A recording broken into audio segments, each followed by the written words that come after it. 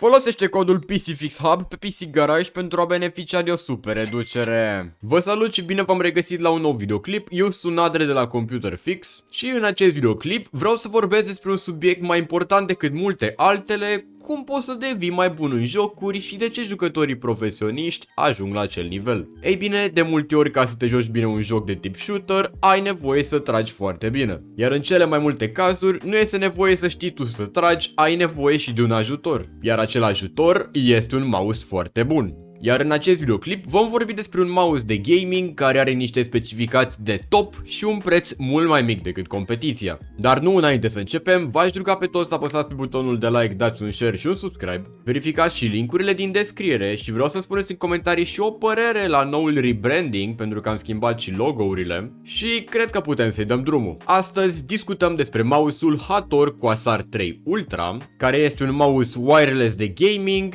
Prin numele Ultra înțelegem faptul că ar fi cel mai bun produs de către Hator și mai vedem și un 8K pe cutie, care înseamnă de fapt frecvența dongle-ului, dar vom vorbi despre asta mai încolo. Direct de pe cutie, ca la orice alt produs Hator, putem să vedem o grafică foarte bună, alături de câteva imagini instinctive cu câteva specificații importante. Pe spate avem specificațiile în detaliu, ca în momentul în care găsești această cutie într-un magazin fizic să înțelegi exact ce componente are mouse-ul și să știi ce cumperi. Unboxing-ul l-am făcut în două videoclipuri pe TikTok în care am vorbit deja pe scurt despre acest mouse, deci dacă sunteți interesați v-aș îndruma să intrați pe linkurile din descriere pe canalul Fix Your PC și să vedeți acolo mai multe detalii. Cu ce vine acest mouse? Păi vine cu un dongle foarte important. Fiind un mouse wireless, acesta are 3 moduri de conectivitate despre care vom vorbi imediat. Dar cea wireless se face prin intermediul acestui dongle care atinge frecvențe de până la 8000 de Hz. Nu cred că înțelegeți, dar este o frecvență foarte mare pentru un mouse wireless, de obicei se regăsește doar la cele cu fir. Și ce înseamnă asta? Ei bine, îți detectează orice fel de mișcare a mouse-ului. Pac, pac, pac, ei, faci stânga, faci flick-uri, faci ce vrei tu,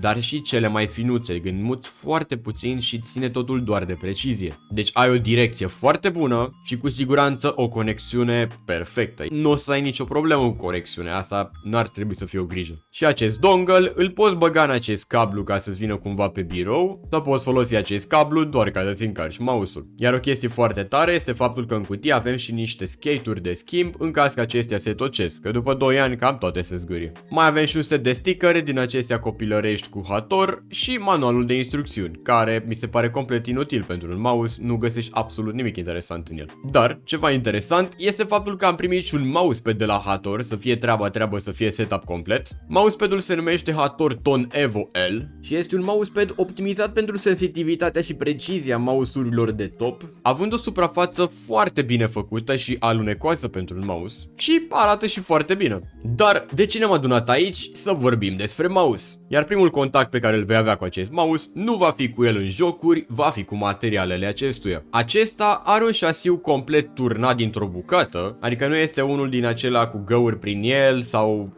zone care pot să scârție în timp dacă apeși pe el sau așa. Este un mouse turnat dintr-o bucată care nu scârție, nu chițe din nicio încheietură, mi se pare unul foarte solid, iar materialul acesta ar fi unul pe care nu se văd absolut deloc amprentele. Pe clip nu se vede asta că am purtat bănuși, dar vă asigur că amprentele și transpirația nu se vede, pentru că este un material așa mai mat. Iar dacă este foarte solid, asta nu înseamnă că este și foarte greu. Mouse-ul are doar 65 de grame, iar pentru un mouse care nu are găurele sau alte adăugări din acestea ca să-i scadă din greutate, este o greutate chiar foarte mică și ideală pentru un mouse de gaming. Tot pe partea de construcție și design, este un mouse ambidextru, adică ideal pentru a fi folosit cu ambele mâini. Chiar dacă avem butoane doar pe partea stângă, designul este identic, dar mai important, cum se ține în mână. Eu am o mână destul de mare și nu-mi place orice tip de mouse, dar după cum bine observați, având mâna completă pe acest mouse, degetele mele nu ies în afară. Asta înseamnă că este un mouse făcut și pentru cei care au mâna mai mare, dar având în vedere paleta de culori aleasă, sincer nu cred că se potrivește unei fete.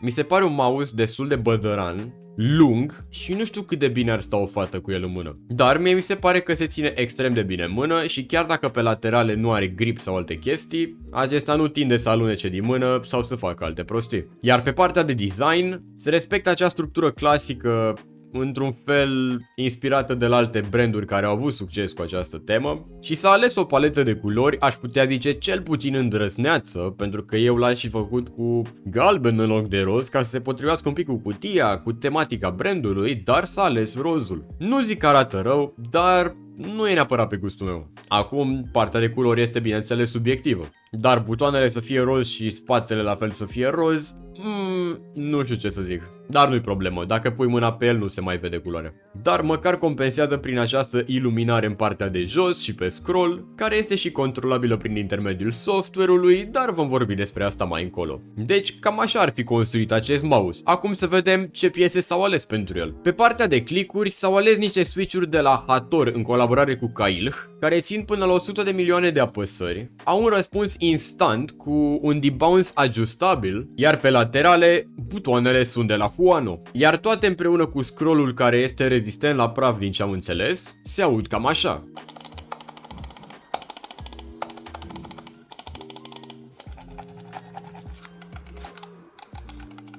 Nu e rău deloc. Mouse-ul are 3 moduri de conectivitate: wireless, Bluetooth sau prin cablu în momentul în care îl încarci. Pe Bluetooth nu are cine știe ce specificații, este mai mult să-l folosești la un laptop în stil Office când ai nevoie, dar în niciun caz să te joci. Pe wireless, în schimb, cu ajutorul acestui dongle, totul se schimbă. Despre dongle deja am vorbit, dar în combinație cu senzorul, care este un PixArt PAU 3950, fiind senzorul flagship de la PixArt, adică cel mai bun, cum ar veni un iPhone 16 Pro de la Apple. Acesta atinge până la 30.000 de dpi, deci de aici vine și precizia foarte mare la dpi mic, și suportă o accelerație de până la 50 de ori accelerația gravitațională. Deci la un calcul scurt, 50 ori 9,81, adică 490,5 metri pe secundă.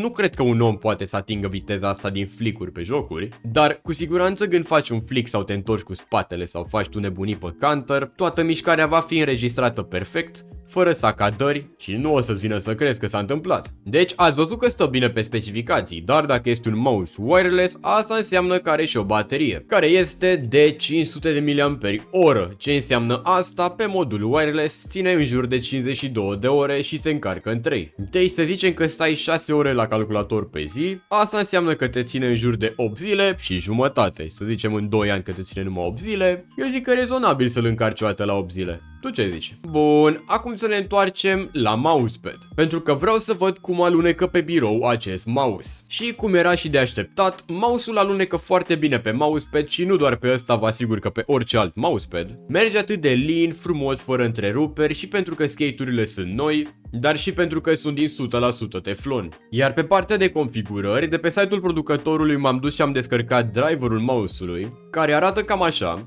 De pe pagina principală putem să modificăm numărul de dpi, polling rate-ul, adică frecvența dongle-ului, care default vine pe 1000 de Hz și trebuie să o pui tu manual pe 8000 ca să simți ceva. Și mai sunt pe aici diferite setări la care nu v-aș recomanda neapărat să umblați dacă nu vă pricepeți. Mai departe avem macro-uri pentru mouse și zona din care ne putem juca cu iluminarea acestuia. Per total are cam de toate această aplicație, nu pare că îi lipsește nimic, mai ales că ne arată și procentul bateriei acolo în dreapta. Bun, până acum pe hârtie stăm destul de bine. Să vedem și cum se simte în realitate. Primul lucru pe care l-am făcut, am intrat la un CS și nu aveți gameplay-ul unui bot, este gameplay-ul meu care nu și-a găsit absolut deloc sensitivitatea până acum. Mai ales că poziția în care filmez acest clip este una destul de dubioasă, dar nu mi-am găsit sensitivitatea pentru că este foarte diferit față de mouse-ul meu și în sens bun. Cine credea că poți să te adaptezi greu de la rău la bine? Dar pot să spun că este foarte precis mouse-ul, nu sacadează absolut deloc, iar timpul de răspuns este unul infinit de mic. Dar după ce m-am jucat counter și nu prea am făcut mare lucru, am intrat la un aim trainer unde m-am descurcat mai bine, ai zice eu, unde am văzut cu adevărat valoarea senzorului și cât de precis este. Chiar se mișcă foarte bine și compensează prin faptul că se ține excelent în mână. Iar dacă încă te mai joci Minecraft în 2025, probabil te interesează și câte clicuri pe secundă scoate acest mouse și cam atât am scos eu cu el, ținând cont că nu m-am mai jucat în Minecraft PvP de minim 5 ani. Iar cu toate astea puse în balanță, prețul mouse-ului este de 345 de lei. Ar mai fi și aici o reducere, dar vă recomand să folosiți codul PCFixHub. Deci pentru un mouse la 345 de lei, având în vedere că are specificații asemănătoare cu concurența care se învârte pe la 500, nu văd de ce nu i-ai da o șansă. Iar mousepad-ul pe care l-am primit eu este doar 56 de lei. Și cred că dacă nu vă place varianta asta mică, exact cum eram și sigur, varianta mare este doar 100 de lei. Pentru un mousepad aproape cât tot birou, 100 de lei e foarte bine. Astea fiind spuse, eu voi pune capăt acestui videoclip aici. Vreau să văd în secțiunea de comentarii și ce părere aveți voi despre acest mouse după acest videoclip. Eu v-am spus părerea mea și faptul că ar merita o șansă și vă invit să verificați și linkurile din descriere unde găsiți trimitere directă către serverul nostru de Discord și restul rețelelor noastre de socializare. Nu uitați să apăsați și pe butonul de like, dați un share și un subscribe. Eu am fost Nadre de la Computer Fix, pe data viitoare toate cele bune. Pa, pa!